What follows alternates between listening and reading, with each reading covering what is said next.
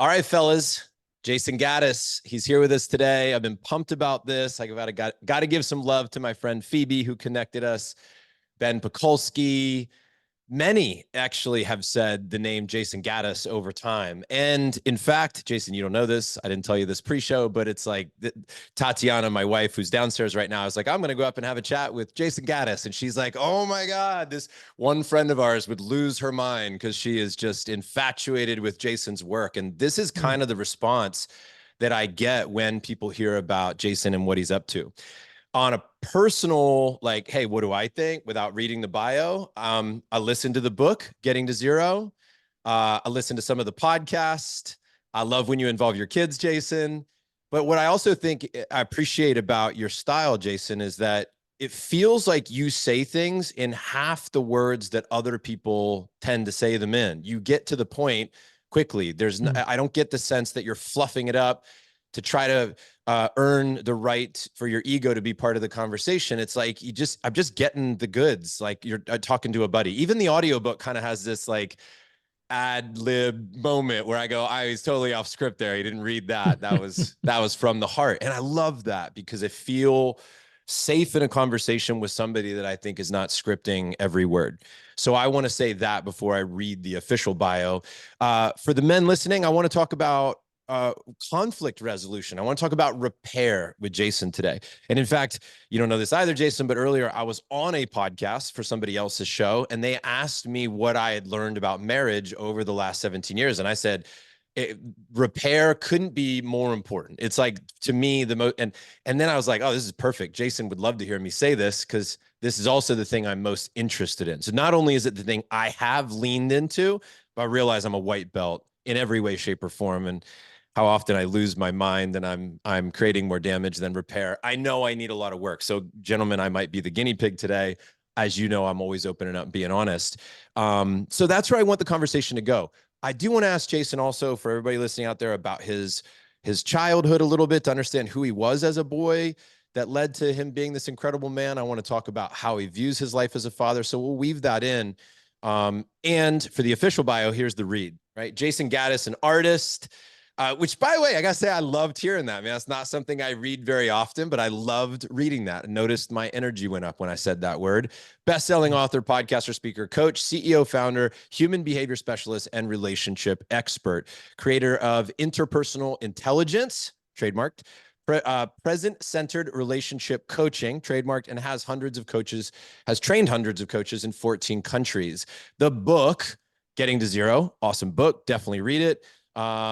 By the way, like an editor's pick on Amazon, I saw, which is pretty legit. How to work through conflict in your high stakes relationships. #2 on the Wall Street Journal bestseller list. Not an easy thing to do. And as I just said, I saw it earlier today, voted editor's choice, best nonfiction, best leadership, best business book 2021 on Amazon. That editor's choice is still there, which is great. Married to his amazing wife since 2007, 2 kids, teenagers, today, chatting from Boulder, Colorado, where he lives. And my favorite part of the whole bio, the official read, is when he doesn't live and breathe this relationship stuff with his family. He pretty much gets his ass handed to him. Dude, that's so classic. A little jealous of your bio. That's fun. Dude, welcome. So glad to have you. Excited about this meandering conversation. Yeah, thanks, John. Really, really inspiring intro there. Thanks. I'm touched and stoked to connect. You could tell why I admire you for saying things in half the time, because I take things that should be said in half the time and make them sound double. So it's why I got to have guys like you in my life. Dude, I'm going to start with a big question, and then I'm going to back into your childhood like I promised, because I think that's an important part of your story.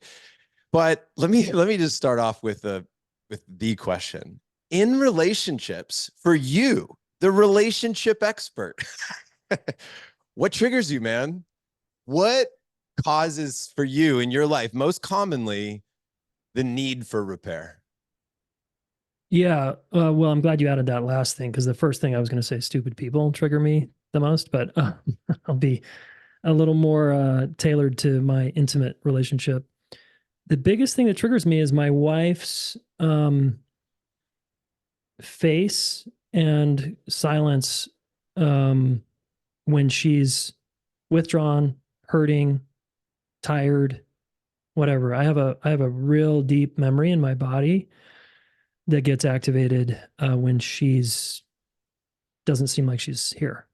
Mm. Oh, dude, I just talked to a buddy about this. In his situation, this had to do with it was sex that was the topic, but it was about not being present when the spouse is Mm, not present. mm, That's like a deep, deep wound that gets mhm. brought up. And you know, it's Yeah. interesting, man, is I would love to know uh, the thing that I was like, what do I want to talk to Jayson about? And it was like, what triggers us? What gets us into this state of dysregulation?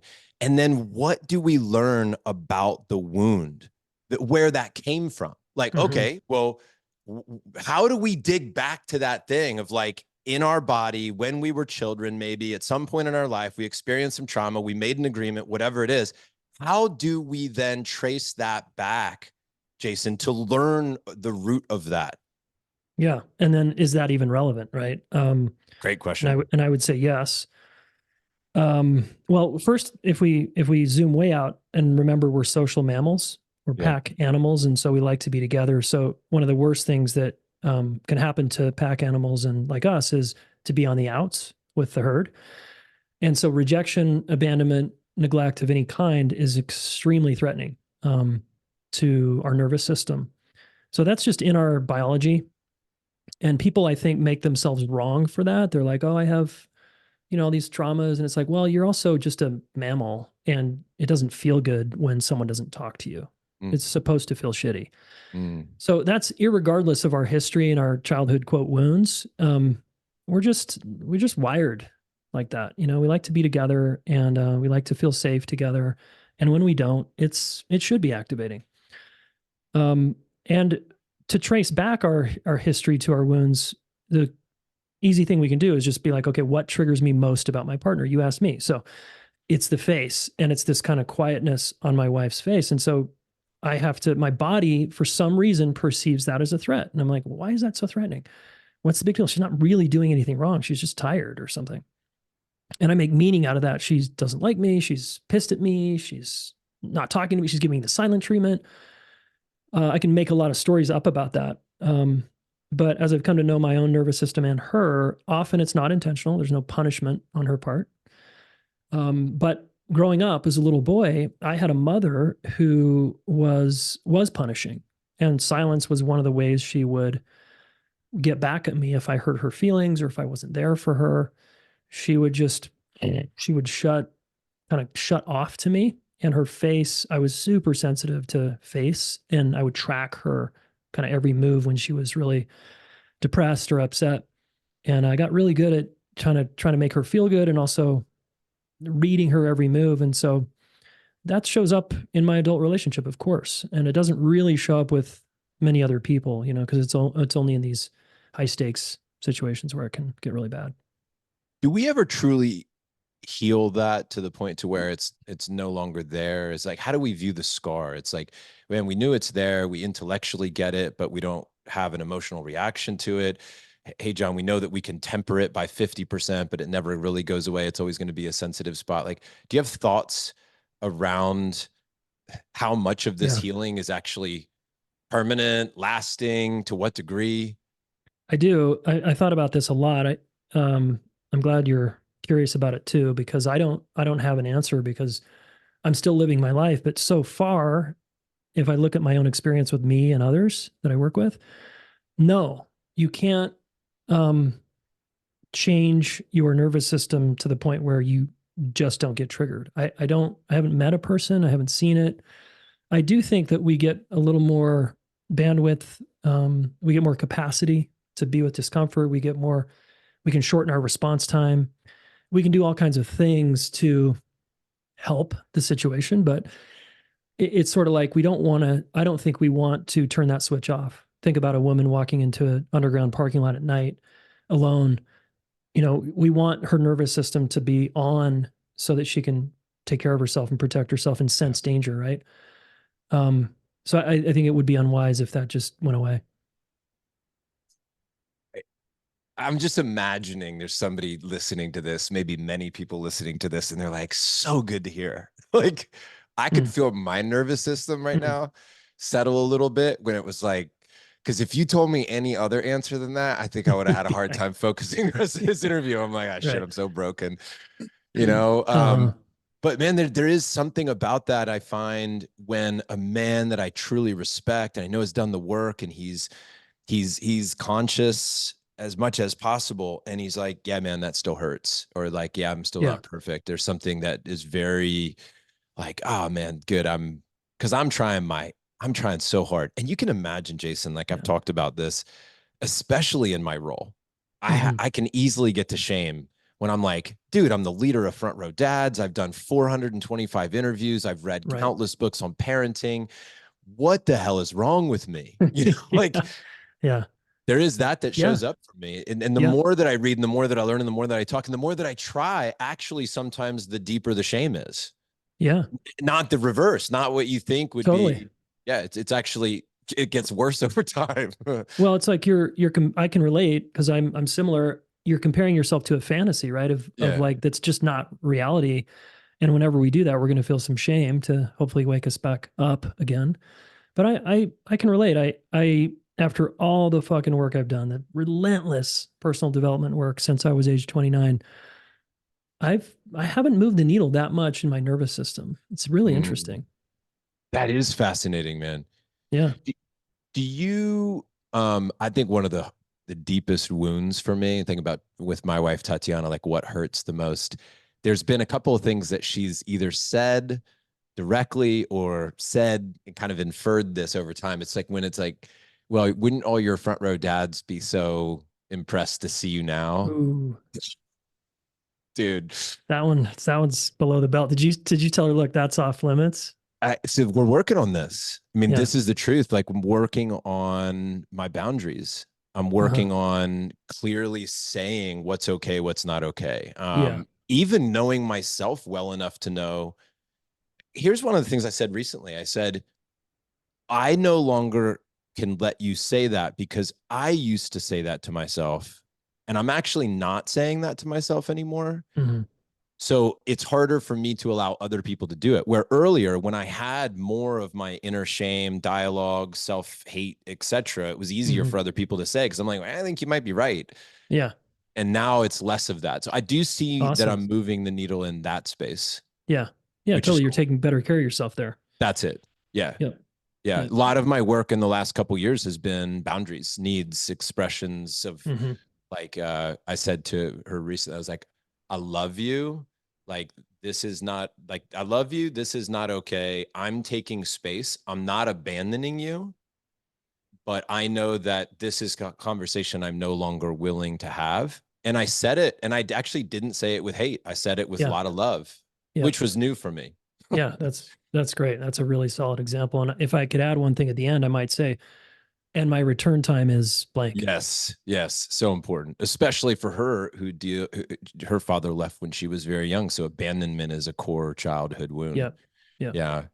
Um, was there going staying with your history for a moment, and then Hmm. we'll kind of get into this process of repair, which we're already in. But when did you know you wanted to do relationship work? At what point in your life did it start to emerge that, man, this is something I want to keep leaning into and maybe help other people? Yeah. I mean, at age 29, I breaking up with another good woman in a Whole Foods parking lot, finally realizing I was the problem was the very first step. That was the epiphany me that led me to kind of the personal growth path. I was like, oh, if I'm the problem, I can do something about that.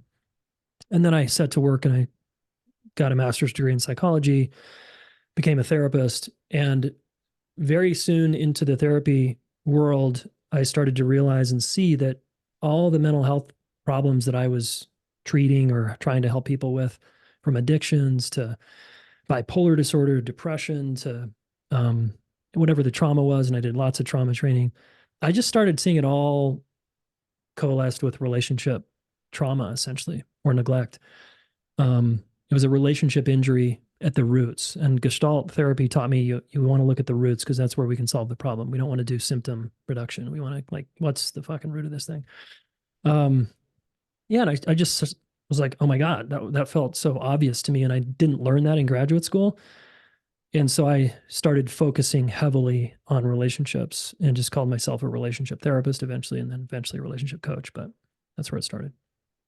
Do you remember one of your earliest client success stories that you're like, ooh, that felt good? Like you really saw that you were making an impact, some kind of feedback or a letter, a comment, or whatever came back to you? Right. It was early on, I worked with teens Mm. and families. And excuse me. I love teenagers and I love my teenagers and I just love teens in general. But um, when I first started working with troubled adolescent boys, I was kind of vicariously trying to work on myself, you know. I didn't know that at the time. Um, but I'd say it went back pre-therapy to those days when I was leading outward bound trips and then working at the wilderness therapy programs that I worked at. There were a couple of kids that I there's this kid named John, for example, and he was the toughest kid in the group. You know, he was the biggest asshole. He had the most rage. And my goal at the time, it was a little neurotic. I was like, I'm going to win that guy's trust. You know, I'm going to like win that kid over. And so I started throwing the football with him on the first day. This is out in the middle of nowhere, Utah. And he, you know, because kids get transported there, they have no choice and they get dumped off by two big bouncer guys. Um, it was so great. We just started throwing football and then he was just fucking eyeballing me for weeks. And there was some day when it turned the corner and we built a relationship and then he started opening up to me about his trauma in his life. And I remember the last day of that program, he'd been in there for fucking months, dude. You know, probably like 6 months, which is really long for a kid in a wilderness therapy program.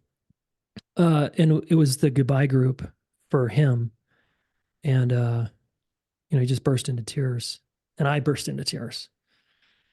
And, you know, cause we formed a bond that he didn't have with anyone in his life. And, it was probably a bond that I needed as much as him. And I didn't know that at the time, you know? That's a great story, man. I Yeah. love that. That's really cool. Um, I just wanted to let that sit for a second because I'm like, I love that.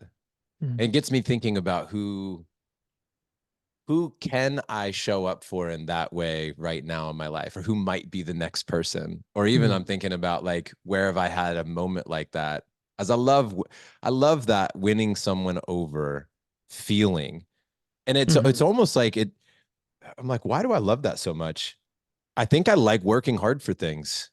I Yeah. think that's part of it too. I love when it's not easy, and I because there feels like there's this courageous part of me that shows up, Mm-hmm. the best part of me, the Yeah. Nice. non-judgmental part of me, the compassionate part of me. I think I like that if I Mm. can bring that version of me consistently.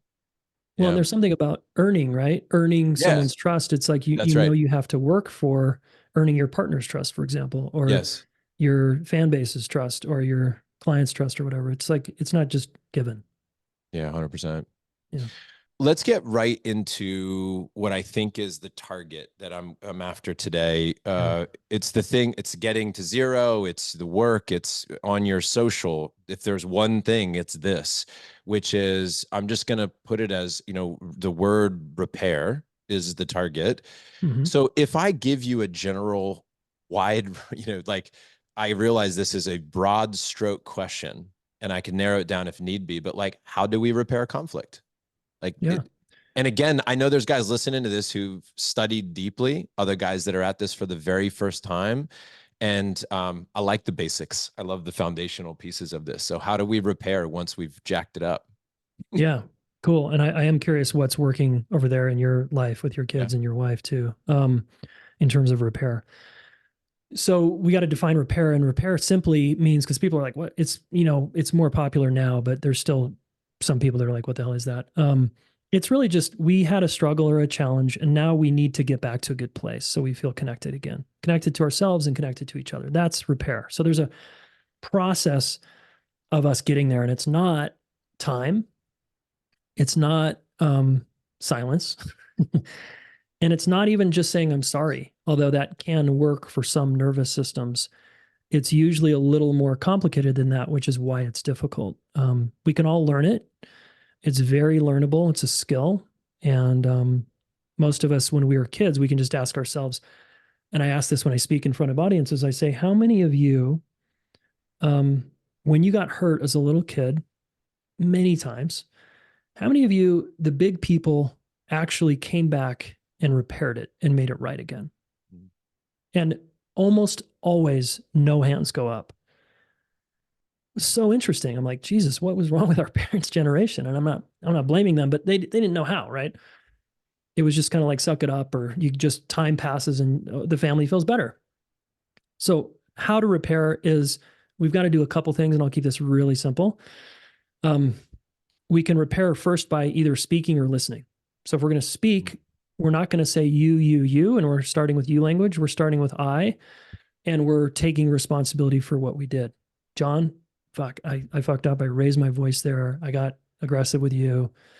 So we want to lead with some kind of personal responsibility. And then the second thing we do if we're speaking is we empathize. And that's just a simple sentence stem that's, I raise my voice at you. And then I can imagine the impact on you was. You felt sad, you felt scared, you felt hurt. And then I check it out with you. Is that right? And then you correct me if it wasn't right. And then I continue to listen at that point. So that's speaking. If I'm on the listening side, I say, honey, you go first, or friend, you go first, or John, you go first. I just want to listen. I want to get back to a good place with you. That's my intention here. I just want to listen. What happened for you? And you tell me, well, Jayson, you did all these things. And I call it LUFU. Listen until the other person feels understood is the acronym. Listen until they feel understood, LUFU.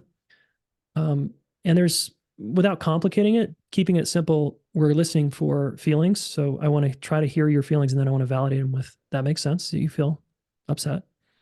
3 words, that makes sense. I want to empathize. I imagine you could feel even worse or whatever. So it's empathy and validation are pretty close. And then I want to take responsibility for what I did. I raised my voice. I didn't text you back. I was a jerk. I said that mean thing. And as I do that, I'm watching your face and I'm watching your body language, and hopefully you're starting to calm down a little bit because you're feeling validated. You're feeling empathized with. You're feeling like, okay, I'm not crazy. He actually did do something that hurt me. He cares about my feelings. I can start to let down a little bit. And that begins this kind of repair process. And then ideally we go back and forth until we're cool. We're like, our nervous systems are down big time, down regulated. And I call that zero, when there's like zero conflict anymore. We're like, cool. We feel safe again with each other. How important is it for the person who's going in to either speak or listen to be regulated in their nervous system? Like, you know what I'm saying? Yeah, because we get dysregulated, right? Yeah. So I can imagine it's like, I'm pissed and I'm like, I got to go repair this. And I'm like, is that the right time to go repair it? Or do we need to care for ourselves a little bit before we go in? Yeah. The rule of thumb there is repair as soon as possible. And so sometimes we're still in it, but you've probably noticed this, that when you're in it and you start to repair, you stop being in it. You start to kind of come back into a place of regulation and back in the window of tolerance and empathy and like curiosity again. You're like, okay, cool. I'm not in the back part of my brain anymore, freaking out. So sometimes the very act of talking or listening to someone, especially if they're not sitting there blaming us, can itself, and then eye contact is huge, and proximity in terms of where your body is and where mine are in the room. All of that can begin to settle the nervous system. And, some people call it co-regulation, right? That together we, and it's actually faster to repair together than for me to go get my shit together in my meditation cushion and come back all regulated. It's faster if we just do it in the moment on the spot. It's harder for sure, but it can be more efficient because we're using each other's nervous systems. And did it matter who, let's say the breakdown, we can have 2 examples. One is we're not quite sure who is to blame here. Like, we were both acting like assholes. Yeah. The other one is like, hey man, I really screwed up. Like, this is on me. Yeah. They were actually pretty cool. I was pretty aggressive. Does it matter then who comes to who in that repair? It doesn't, and it shouldn't, because unfortunately, some people keep score of that. They're like, Yeah. well, I'm always the one initiating this, and you never initiate. And that becomes another fight.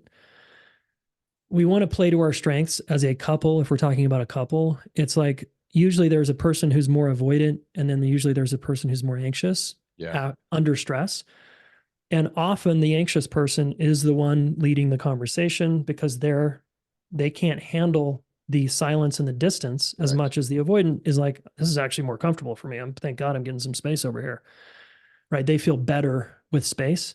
I was the anxious one. I was like, let's fix this shit now. And Tatiana is like, yeah, I think I'll just, Yeah.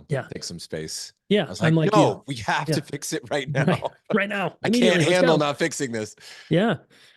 Yeah. I can relate. Yeah. So we want to, again, as soon as possible. It doesn't matter who starts, but Yeah. often the person who's more anxious will start because they're less okay. And how do you approach that? And let's say I go to Tatiana and I'm like, hey, I'd like to repair this. And she goes, I'm not available for that. Or not now. How do you navigate the Mhm. yes on either side to be able to do it? Yeah. Well, ideally, we back it up with an agreement that says we both agree that repair as soon as possible is how we want to roll. Yeah. And so sometimes, honey, you're the more distant partner here. You're quiet, you kind of retreat inward, you withdraw. So is it okay if I advocate for us because you're not able to and remind you that this is actually good for you? It's good for us. And so I'm going to come over and tap on your shoulder. I'm going to come into your room and say, hey, we need to, let's follow through with our agreement. We both feel terrible. Is now a good time? Can we do this? And if she does say no, it's like, cool, how much time do you need? Yeah. And then these are things that are hopefully thought out outside of conflict. So it's like Tatiana would never say, I don't know, like whenever I feel like it and 2 months goes by, right? That's not fair. It's not cool. Um, so hopefully there's reasonable amount of space. I always say, look, make reasonable agreements that work for both people. How much can I deal with my wife taking space? Is it a day? Is it an hour? Like everybody's nervous systems are different. Like do something though that it's got to work for both of you. I'm smiling because the serious question I want to ask you is, should she be spanked before or after the repair Right. process? Yeah. That's funny. Well, it's funny you Um, mentioned that because repair some of the funny thing that works for my wife sometimes is humor and yeah, play and like yeah, even like pushing her or wrestling or doing some playful move that sure. because it's like a state change because some people when we get triggered we get really contracted and really serious and we start taking the whole goddamn thing so seriously so there can be play or physical thing can sometimes disrupt that and put us in a new Yeah. place. I said it jokingly, but I really do believe in what you're saying. And I think that's actually, especially when you really know your partner and you can Yeah. read them and you can know what's needed in that time. Because I Yeah. do know, and I remember learning this from Tony Robbins a long time ago. Of like, he's like, you have to know the difference when somebody's like, get away from me, I need space. And they really do need space. And when Yeah. they're saying, I'm testing you right now to see if you're going to run and hide, because what I really want you to do is grab me and hold me. I'm going to Mm-hmm. tell you I need space. And I know Tatiana has both of those available to her, Yeah. Yeah. and Mm-hmm. that's hard to know sometimes. And I don't always get it right, but I think it is interesting to try to know her so well to know what would serve in that moment. Yeah. Um, Yeah. I remember you saying, or I read, daily disconnections are not the issues, but unrepaired disconnections are.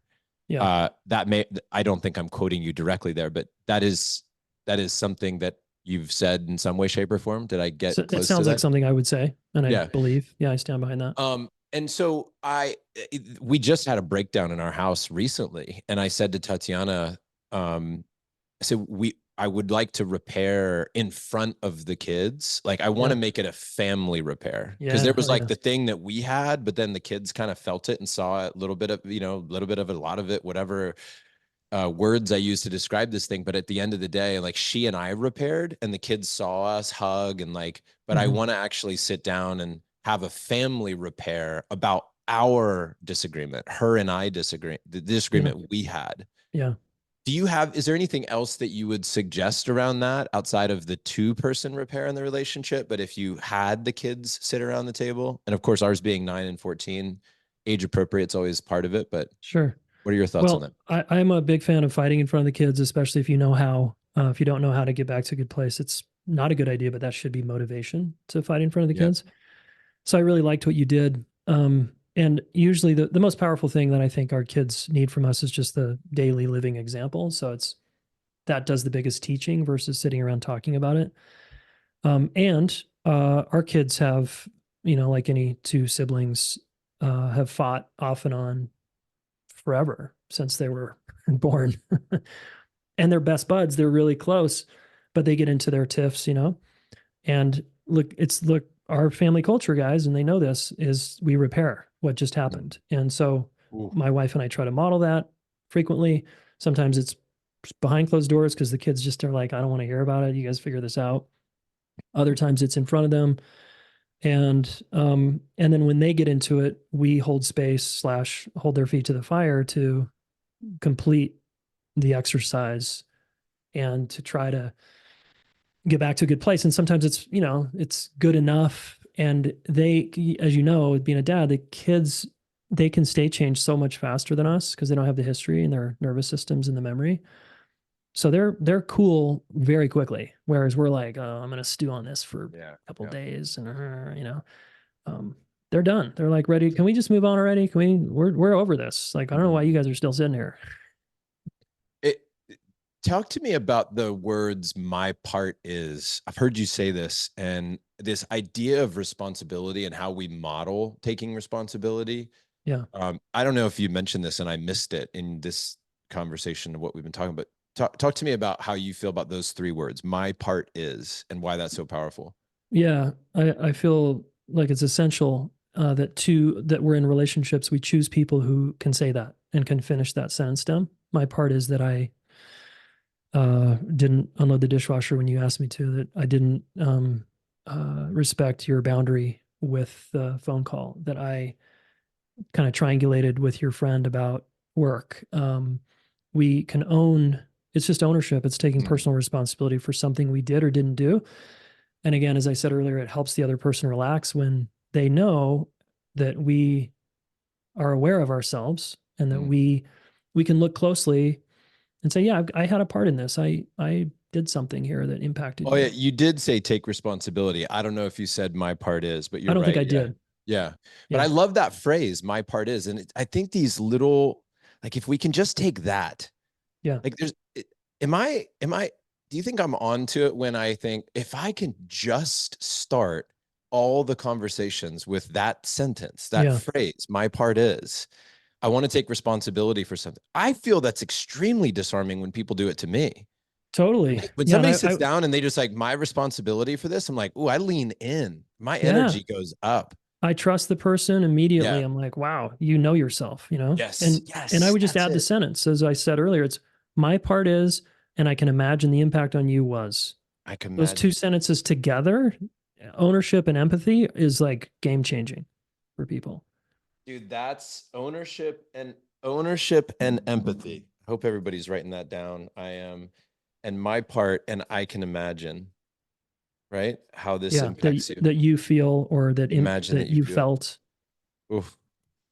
And then you check that, right? Is Yeah. that, yeah, you just check that. And then it's okay to be corrected. Like if your partner says, no, Yeah. that wasn't it. And they come at you with more complaints. Yep. It's like, then go, oh, okay, my bad. You felt, it wasn't hurt. You felt scared. Is that right? Yes. Thank you. Okay. Got it. You felt scared.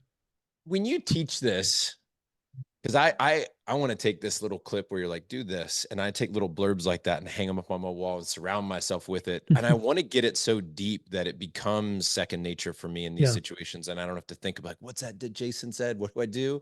But I want to get better at having this tool. When you coach people and they start using this, where do they jack it up? You're like, where do they're like, I instead of saying I take responsibility, I said, fuck you. Yeah. Like, The where, moment, yeah, I was working with a couple yesterday, very high functioning couple, and I'm having them do the thing, right? Do this exercise essentially. And the person says, um, whatever they said my part is. Um, and the other person said, no, that's not what happened. Mm.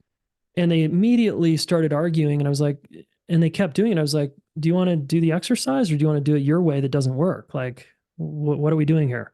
So we had to come back, regroup. And it's very seductive when I hear something that I think in my mind didn't happen. People immediately want to argue with that. And then I'm like, you're wasting your breath because none of us have a perfect memory on what happened. Our memories are super flawed under stress. That's researched. And so don't bother about the facts. People, especially guys, want to get the facts. That's not what happened. I know exactly what happened. I'm like, you don't actually. Right. And that Yeah. doesn't matter. What matters is how your partner feels and that you did Yeah. something that impacted them. That's what you need to get. Do you think that some couples, I might be raising my hand here, are so wounded or have so much like scar tissue in the relationship that maybe like they need to have a coach to have this, to do this repair Yes. with a mediator before they Yeah. do it on their own? Yeah. It, 100%. yeah. Yeah, because unfortunately, and you know this for the dads you work with, there's people winging it all day long, Yeah. and there's some pride in there. There's like, I don't really need help. I mean, we're kind of good. We're cool. We never get to zero, but we're good. We have a good relationship. I'm like, what do you mean you never get to zero? Like you never get back to a good place, but you're like calling your relationship good. How's that good? Um, and people just need to learn, and they're in fantasies, and they've like this couple, they have a quote high functioning relationship and have had it for 20 years. But there's some low functioning inside of that high functioning they've just worked around. It's kind of like an injury, right? You get your knee injured and you just start compensating, but the knee injury is still there and it never goes away and it actually gets worse over time. Yeah. That's what people do in their relationships. Oh, it's a really good point. And then how much do you think is tone and the Oh energy man. of the delivery versus like, hey man, I got the words. I said my part. I said I can only imagine, but dude, all their energy was still like, Yeah, hostile or whatever. yeah, yeah. How much is that? I know there's been statements around how much of our communication is body language. I don't know how much of that's true, but what's your take? I think it's a lot of that is true. I think tone of voice and affect and face communicate everything. It's like what Stephen Porges calls the social engagement system. And if we're engaging with our partner in often we can't see that we're doing it in a threatening way, and so they say, "You have a tone right now, or you're yelling at me," and I'm like, "I'm not Mm, yelling," and then I just defend yep. myself. It's like Makes I just sense. trusted years ago. I said to myself, okay, if my wife ever says that I have a tone and I'm yelling at her, I'm raising my voice, I am just going to 100% agree with her and just take her word for it. Like, why would I argue with that? That's her experience. Dude.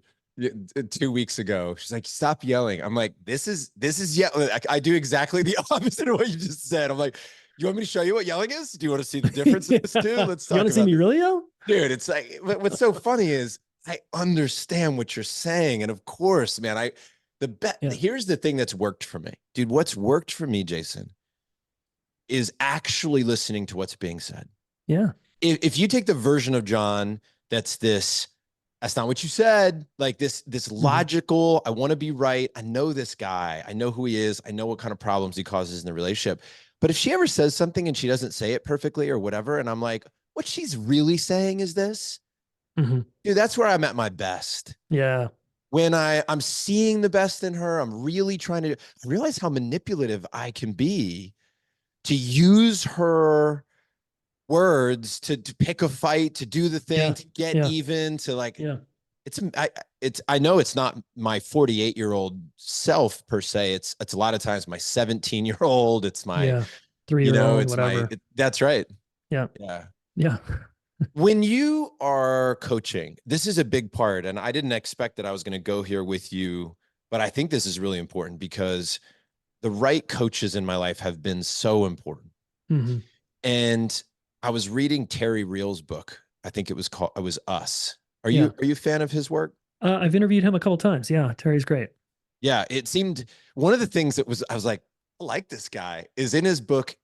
Again, not quoting him. What I remember, my story is he said something like, in my counseling sessions, I take sides. Now, most Yeah. counselors won't. But he Yeah. goes, I will. And I'm like, that's fascinating. Yeah. Because sometimes if I feel like my partner's gaslighting or bullshitting or whatever, I love having a counselor. It's like, isn't it? They're not just, well, what do you think about that? How do you feel Mhm. when the counselor can just go, wait a minute, do you want to, like you just said, do you want to do that, or do you the thing that's not working, or do you want to do something that new that will work? Like it's Yeah. just, I could Yeah. picture you in a counseling session, and I was like, ooh, I think I want to hire Jayson because I think I need the straight shooter Yeah. counselor too. What's your approach with taking sides, saying it like it is, or versus the balance of like, let me just ask questions and let them land in their own conclusions? Yeah. So any coach or counselor has to know that if you take a side, there's potential consequences. Mm-hmm. So um, Terry's very confident in his approach. He often calls out the man because men are sort of a little more dense than women when it comes to this stuff. I think generally speaking, maybe that's changing thanks to people like you. So I don't know. I at times, but I try not to make a habit of that because I don't necessarily need to do that. But if there's some egregious thing going on, I will I will help point that out um, by you could say taking a side. Yeah. Let's say one partner's like, I can't believe you're treating me this way. And I might be like, yeah, that's just a reality check over here. That's pretty fucking low blow over there. Yeah. That just what you just did. And just look, Yep. notice what that did to her. Like, Yep. What, so I what I might do said to something my like that. last counselor was, I said, hey, I just want you to know I'm raising my hand and I'm calling myself out. It's like, I've read a lot of books, I've had a lot of conversations, and I go, I really do want to learn. I really want to be curious. I Yeah. want to know my blind spots. But I do know that sometimes without even my permission, I do feel like my 13-year-old, 17-year-old, 25-year-old, they just hijack the conversation. They want to they want to like control the thing. They Yeah. want to control the narrative. They want to get you to see my way. They want to, and I go, I just want you to be able to handle all of that part of me because he's That's pretty great. good. Front loading. He's pretty good. You know what I mean? Like Yeah. I've seen him, and I'm not proud of that. I'm saying I can just sort of see these versions of me, but Yeah. a lot of it's out of fear, a lot of it's out of insecurity, a lot of it's, I know why it's there now more at a Yeah. 48-year-old level than I ever did, but it's still there. Yeah. I think that's great modeling. And hopefully people will do the same when they go to their counselor, coach, therapist, that especially people that are into personal growth, because those kinds of people can be the hardest sometimes because they Yeah. have all these tools. Right. Yeah. Yesterday's breakthrough becomes today's ego trip. Uh-huh. Yeah. That Right. I conquered feels, a summit yesterday. yeah, that's right. Look at me. Um, how do we, on that note of cultivating self-awareness, and how do we do that, especially at this stage of the game? Let's just speak to the men that are maybe a few years into it. They've been married for a little bit. They got kids. They've read a few books. They've listened to some podcasts. And how does that man continue? How do you just answer for yourself? Develop self-awareness? How are you refining that? Yeah, one of my greatest tools, honestly, is my marriage and being open to her feedback so that I can become more aware of myself and see myself more clearly. I'm receptive to my kids and the places they trigger me. I'm in a men's group. Um, so for years, have relied on other men to see me when I can't see myself. Mm, Because as a mentor once said to me many years ago in the wilderness therapy work, he said, if one person calls you a jackass, big deal. But if, three or four people call you a jackass, go buy a saddle. And I was like, right, there's something really powerful about the group. If three or more people, or even two sometimes, are saying the same thing, and I'm like defensive, and I'm like, it's really hard to argue with a group mm, about something I'm doing. So group work of any kind, that's why Front Row Dads is so awesome. Like any kind of men's group is an amazing place to see yourself more clearly and get feedback. Because a lot of us, and this happens in our courses as well, is people don't see themselves and they get into a group context and they start getting that they impact other people and they're like, holy shit, I didn't even see that I was doing that. And then it's very, very freeing. With yeah. awareness comes more choice. And yeah. Mm, And of course, any kind of mentorship, coach, counseling relationship where you're inviting feedback, you're inviting reflection, you're saying, hey, I can handle it, bring it, even your boss, like, look, I want feedback. I want to grow in this organization. If I'm doing something lame, tell me. so I can improve. We want to take that attitude in our marriage. Like, honey, if I'm an asshole, just let me know because I don't want to be an asshole with you. Yeah. Yeah, man. I crave that. I love when people are really honest with me. Yeah. One of my best friends in the world, I'm going back to our 20s, we would sit down once a year and the question was, what are three things that you love about me? And what are three things that nobody else has the courage to tell me? Yeah. That's great. It was Wow. awesome. Like some of our I love it. best conversations came from that. And I'm like, Yeah. that was real friendship. Yeah. Today we were talking about how the honesty that we have in these relationships is what creates the trust because this guy was talking about his child and how the child sensed something was wrong with dad. And the child goes, Dad, is something wrong? And he goes, I had a moment where I paused and I was like, do I tell them that something's really wrong and be honest? Or do I just be like, no, dad's cool? Hmm. And because I didn't want to dump my problem on my kid. Right. Yep. And we talked about how if in that moment that child's intuition is actually right and the guy Yeah. knows it, the dad knows it, and the kid has the courage, the safety to even say, is everything all Yeah. right? Like, what an awesome situation. Yeah. And the dad goes, everything's awesome. Now you're telling the child, maybe your internal compass is off. Yeah. You might need to recalibrate. Don't Yeah. trust that system. The more Yeah. times, that's like gaslighting your children. Yeah. Yeah. Dude, I And love this. Yeah. I feel like in parenting and in friendship that when I say to a buddy like, hey, is everything okay? And he's like, yeah, everything's great. And I'm like, and my internal is going, nah. That Hmm. the more times that happens and you gaslight people, and I'm using that term very specifically. I know that's a harsh term perhaps, and maybe there's a better term, but it feels a little like that. Well, it is. And if you think about you're underlining the important cost here. This is why it's so important for dads and parents to not shut down their kids' emotions. Because the more you shut down your kids' emotions, you're talking about it in a little different way with dad's experience. But you're also pointing to if kid sees the incongruency, dad something's up with dad, but then he says he's fine. I can't trust my experience. Well, the same is true if we tell a kid to not feel sad or pissed or hurt or scared. If we shut that down, they learn to not trust their inner life and their emotions, and they become very incompetent adults emotionally, very stunted emotional adults Yeah. that don't trust their inner life or their inner experience. That's a huge cost. Huge cost. My last question. No, hold on. I got to be careful all the time. Hold on. Let me think about this for a second. Can I want to ask you, I'm going to ask you to do this. I'm going to ask you I'm going to give you a couple of questions and I want to get gut reaction, like 30 to 60-second Yeah. type answers. Okay. Couple questions because I just want to get through these. So 30 to Yep. 60 seconds, gut reaction. I know we're coming up against the clock. Um,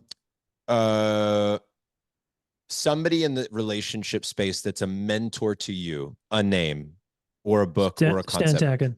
Okay. How would you sum up your style of coaching for anybody out there that wants to lean into your work? Direct, assertive, efficient. For couples mostly, for individuals? Individuals and couples. High Okay. performing individuals, couples, that are very motivated. In as few words as possible, I think I know what you're going to say here, but we'll see. Best advice on marriage? Become an expert at repair. Yeah. Best advice on parenting? Live how you want them to become. Like, Yeah. live it. Best advice on business? Business is another personal development path where you can learn a lot about yourself. And if you see it as a personal transformation tool, all the hard shit won't be as hard. And best advice on health? Lift, if you're over 45, lift heavy things for the rest of your life. Yeah, so good. I love this, man. Jayson, where do you want people to go? What's the main website if there's one place to send them? Yeah, relationshipschool.com, and then you can find kind of all the things there. I am really trying to put out some good demonstration style YouTube videos. If you want to find me there, it's at Jayson Gaddis, and that's Instagram as well. Yeah, love your work, man. Earlier today, I was in the sauna with my 14-year-old, and we were watching some videos. We were checking out your stuff. I was like telling him, here's who I'm talking with later today. And so thank Uh, you for giving us some conversation starters. Like we were just looking at headlines of videos and talking about that. It was really cool, man. Thank you for your work that you've yeah. done. And I say this to the men I respect is thank you for the work you've done on you, Jayson, and then being willing to share that work with these other men, these other people that you work with. I was thrilled to have this conversation. I hope men do go learn from you and continually learn from you. I would love to have you involved in Front Row Dad's teachings and Mm. conversations going forward. I think you have so much to offer, and I also just really like who you are as a person.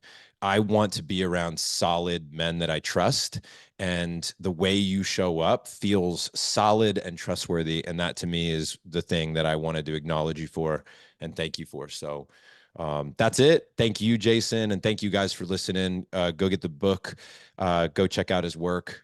And I'll save the other 72 questions I have for another chat. Thanks, John. Anything you Thanks want to for say, the Jay? yeah. Just thank you for the kind appreciation, acknowledgement. I really feel that you're quite good at that. And yeah, I just really appreciate how you care right now and how you care about fathers and putting your message out to help us all. Thanks. Thanks, brother. All right. Take care, guys.